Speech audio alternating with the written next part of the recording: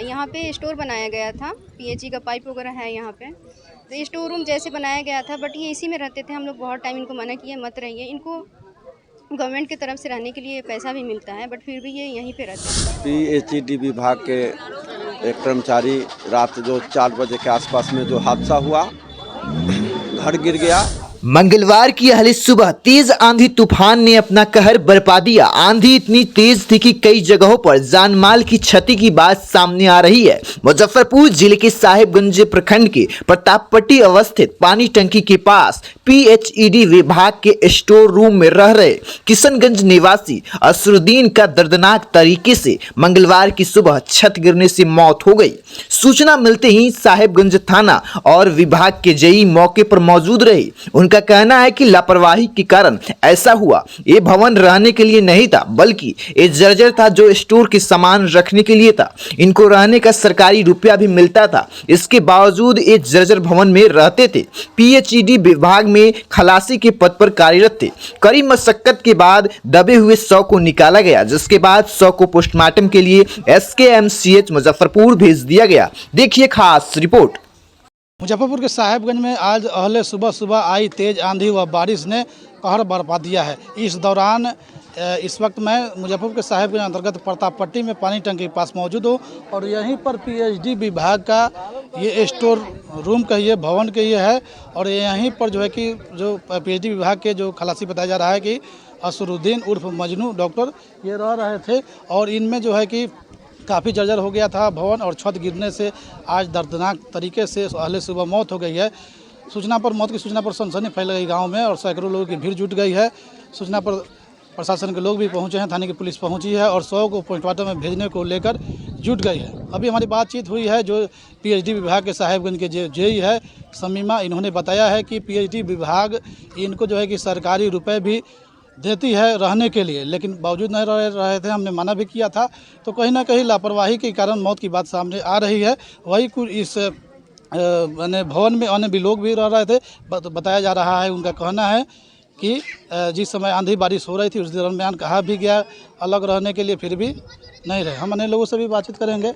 हाँ बताइए, क्या सूचना मिली है? आप लोग आए हैं, ये देख रहे हैं, माना झरझर हो के गिर गए हैं, फूट फाट के छत गिर गया है।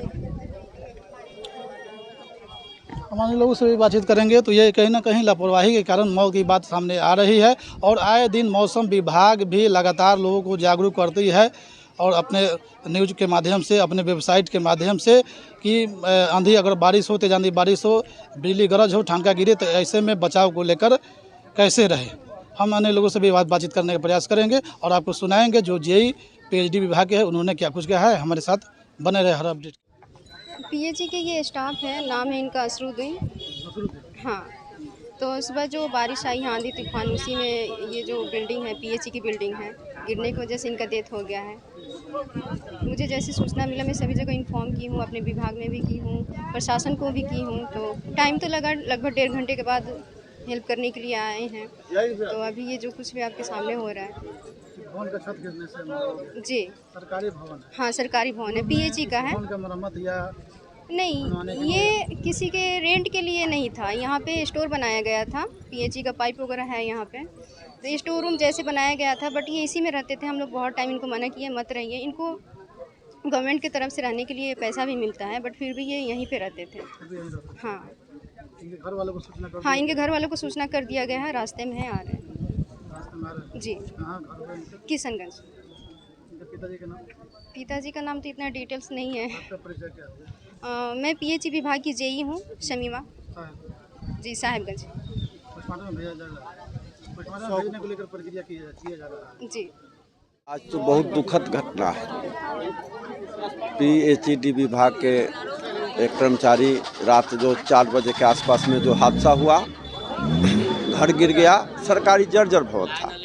लोग बता रहे हैं कि लगातार विभाग को लिखा जा रहा था कि जर्जर भवन की बनाया जाए, लेकिन आज यहाँ एक शहादत हो गई सरकार के नालायकी का। हम ईश्वर से मांग करते हैं कि इनकी मृत आत्मा को शांति मिले और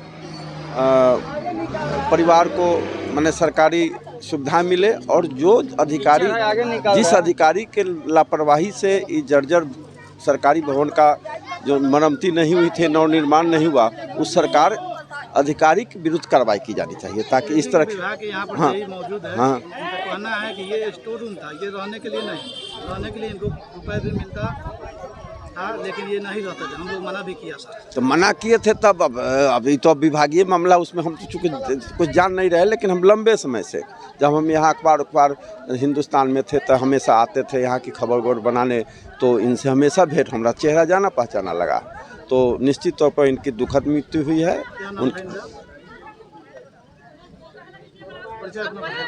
मैं साहू भोपाल भारती हूँ, राष्ट्रीय जनता दल के कार्यकर्ता।